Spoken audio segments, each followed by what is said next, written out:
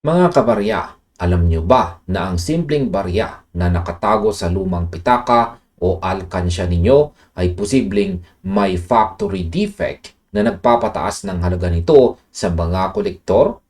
Kung may hawak kayong 50 centimos na may taong 1994 mula po sa kilalang Flora and Fauna series ng Pilipinas, malamang ay naitatanong ninyo kung ano nga ba ang mga common errors ng isang 50 centimos 1944 Philippine old coin.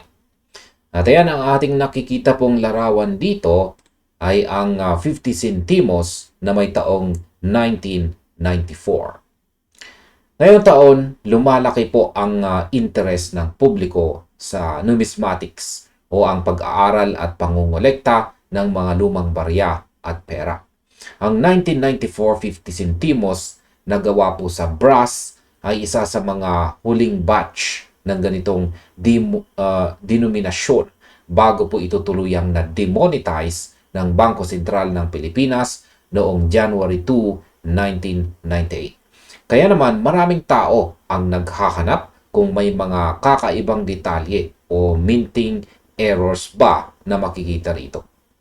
Sa mga nakaraang pagsusuri ng mga coin experts, ang mga karaniwang error sa ganitong uri ng barya ay hindi po manufacturing mistake na gawa sa text, kundi mga physical na minting anomalies tulad po ng off-center strikes, die cracks, o clipping habang ginagawa ito sa security plant complex.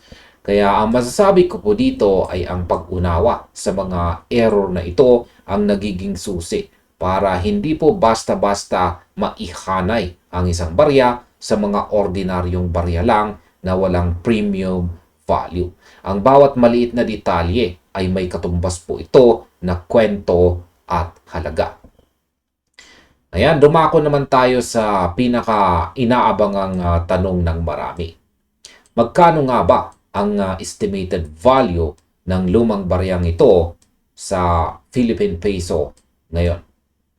Kung ang hawak ninyong 50 centimos 1994 ay isang ordinaryong barya na katulad ng nakikita natin dito kung saan ay galing po sa sirkulasyon, ibig sabihin ay marami itong gasgas, madumi at halatang nagamit sa pang-araw-araw na transaction noon. Ngayon ang halaga nito sa market ngayon ay naglalaro lamang sa 10 pesos hanggang 30 pesos. Sa madaling salita, mababa po ang premium nito kung hindi po talaga maganda ang kondisyon. Subalit kung ang barya po ninyo ay nasa uncirculated o yung UNC condition, yung tipong makintab pa, walang gasgas at parang bago pa na nanggaling sa planta. Ang estimated value po nito ay maaring umabot mula 50 pesos hanggang mahigit 100 pesos bawat piraso base po sa mga numismatic auction at saka international listings tulad po ng numista. Ngayon at kung ang barya naman ay nagtataglay ng mga legit at saka sertipikadong mint error, ang presyo nito ay maaring umakyat mula 500 pesos hanggang ilang libong piso. Depende po yan sa bigat ng error at sa kagustuhan ng kolektor na mabili ito. Kaya masasabi ko po dito ay ang presyo po ng barya ay nakadepende po talaga sa batas ng supply at saka demand. Kahit anong luma ng barya mo, kung marami po ang supply at mababa ang kalidad, hindi po ito hihirit ng mataas sa market. Ngayon, pag-usapan naman po natin ang tungkol sa identity rarity. Ayan. Paano nga ba malalaman kung ang isang ganitong uri ng lumang barya ay maituturing na rare o bihira?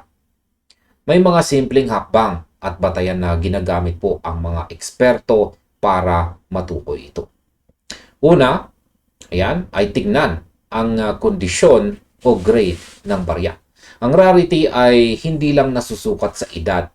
Ang isang lumang barya na nasa perpektong state or mint state ay mas itinuturing na rare kumpara sa milyong-milyong pudpud na barya na umiikot pa rin sa mga collectors market. Ayan, ang pangalawa, suriin po ang mintage figures. Alamin kung gaano karaming piraso ang ginawa ng Bangko Sentral sa taong ito.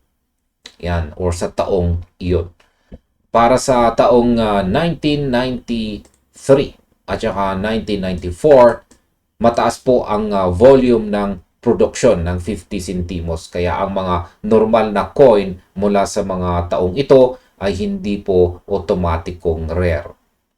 Ang pangatlo, maghanap po ng die varieties at saka mint errors. Ito ang pinakamabilis na paraan para masabing rare ang barya mo.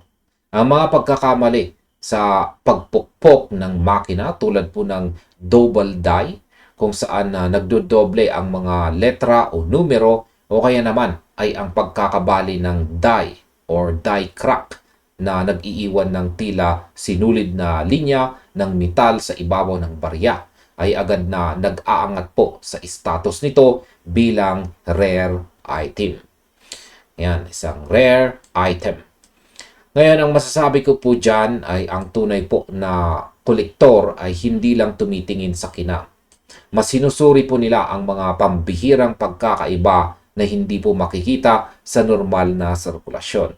Kaya bago po ninyo sabihing rare ang inyong barya, dumaan muna ito sa masusing magnifying glass o magnifying lens verification. Ayan. Ngayon ay aling 50 centimos naman na barya ang may pinakamahal na presyo sa market ngayon. Kung titignan po natin ang buong kasaysayan ng paggawa ng 50 centimos dito sa Pilipinas, ang pinakamahalagang piraso ay hindi po matatagpuan sa 1994 batch. Ang mga pattern coins ay yung mga baryang ginawa bilang sample bago ang aktual na malawakang produksyon ang may pinakamataas na halaga. Ang isang halimbawa po rito ay ang 1967 50 centimos Marcelo H. Del Pilar pattern coin na gawa po sa copper. Dahil napakabihira nito at halos hindi inilabas sa publiko, ang rarity index nito ay napakataas at ang presyo po nito sa mga seryosong kolektor ay umaabot po sa libo-libong piso o higit pa sa mga eksklusibong auction. Bukod sa mga pattern coins, ay ano-ano naman ang mga 50 centimos na itinuturing na worth collecting o yung talagang karapat-dapat na simulang ipunin ngayon. Ayan, ang una ay ang The Flora and Fauna Series Errors. Yan po ay nasa mga taong 1983 to 1994. Partikular na ang mga naunang edisyon kung saan nagkaroon po ng sikat na spelling error sa scientific name ng Philippine Eagle. Ayan, ito po yung scientific name ng Philippine Eagle dito. Sa halip na Pitcophaga Jeffrey, yan, tulad ng nakasulat dito, ang ilang naunang barya ay naisulat bilang Pitcobaga. Ayan, Pitcobaga. Ayan, Pitcobaga Jeffrey. Yan yung gamit po ang letrang B sa halip na H. Ayan, yung H dito sa Pitcobaga ay naging letrang B. Yan po yung error. Ang error coin na ito ay mula po sa mas maagang taon ng serye. At ito ay nananatiling paborito ng mga local collector. Yan, ang pangalawa ay ang The Filipino Series na may taong 1967 to 1975. Ang mga bariyang ito ay mas malaki, mas mabigat, kung saan ay 8 grams ang kanilang timbang at may magandang composition ng copper, nickel at saka zinc. Ang mga taong may mababang mintage tulad po ng 1974 ay maganda pong i-target para sa isang set collection. Yan, ang sunod po ay ang English series naman. Ito naman yung may mga taong 1958 to 1967. Ito po ay nag-feature ng coat of arms sa reverse at saka iba't ibang bayani. Ang pagkumpleto po ng seryeng ito sa mataas na grado ay nagbibigay ng magandang investment value sa hinarap. At ayan sa kabuuan, malinaw na ang mundo ng pangungulikta ng barya ay hindi lamang tungkol sa mukhang halaga na nakatatak sa metal. Ang 50 centimos 1994 coin ay maaari pong maging simula ng isang magandang libangan. Ngunit ang paghahanap ng tunay na kayamanan sa numismatics ay nangangailangan po ng pasensya at tamang kaalaman.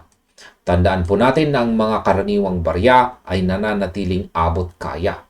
Ngunit ang mga may lehitimong minting errors at ang mga baryang nagmula sa mga bihirang serye ang siyang tunay na nagdidikta ng mataas na presyo sa market ngayon. Kaya sa kabuuan, ang masasabi ko po dito ay bago po tayo magdesisyon na bumili o magbenta ng ating koleksyon, mas makakabuting kumonsulta sa mga kilalang numismatist groups o mga sertipikadong mga eksperto upang matiyak ang authenticity ng inyong mga barya. Huwag pong basta maniniwala sa mga overhype na post sa social media na wala pong sapat na batayan. Suriing mabuti ang inyong mga lumang coin jar dahil baka ang hinahanap ninyong rare item ay matagal na palang natutulog sa inyong tabi. At ayan, marami pong salamat sa inyong panunood mga kabarya. At hanggang dito na lamang po tayo sa video na ito. Panoorin na rin po ninyo ang suggested na video natin dito.